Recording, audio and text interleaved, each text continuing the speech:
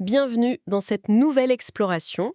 Aujourd'hui, on réunit deux mondes qui ont absolument rien à voir sur le papier. À première vue, oui. Honoré de Balzac et Donjons et Dragons. On aborde une connexion assez folle sur laquelle on vient tout juste de publier notre article ce 26 février 2026. Tout à fait. Et la mission de cette analyse aujourd'hui, c'est de comprendre comment la création de personnages de jeux de rôle explique la méthode du plus grand romancier français. Et c'est une perspective qui change complètement la donne en fait. Utiliser les mécaniques d'un jeu de rôle pour décoder un classique littéraire, ça prouve vraiment que la contrainte structurelle, c'est le meilleur moteur de l'imagination. C'est clair, on est très loin du mythe de la page blanche là. Ben oui, un cadre rigide, ça pousse la créativité à fond. Bon, décortiquons tout ça. Dans notre article, on s'appuie sur la théorie du chercheur Arsh Trivedi. Et il rappelle que la comédie humaine, c'est 100 romans et 2400 personnages. C'est titanesque, mais ça repose sur des types sociaux très contraints au départ.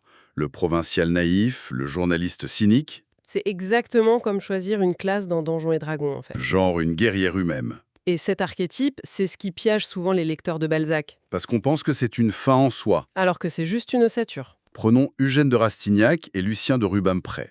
Ils ont le même build de départ. C'est-à-dire de jeunes provinciaux ambitieux. Voilà.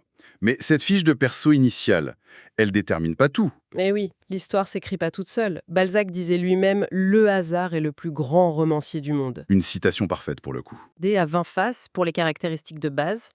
Alors que pour les stats de base, c'est plutôt 4D à 6 faces en général. Exactement. Le dé à 20, il sert surtout à la résolution des actions.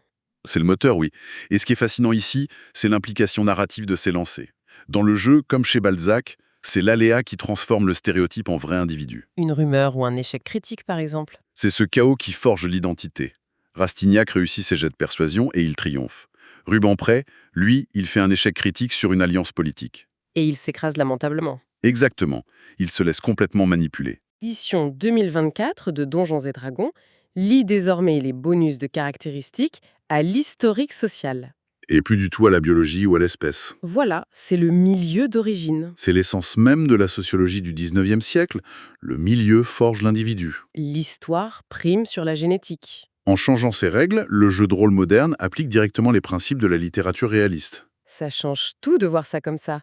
Remplir une fiche de perso, c'est plus juste de l'optimisation mathématique. Non, c'est poser les bases d'une conscience. Si Balzac était le secrétaire de la société française, eh ben les rôlistes sont les secrétaires de mondes imaginaires. C'est bien dit.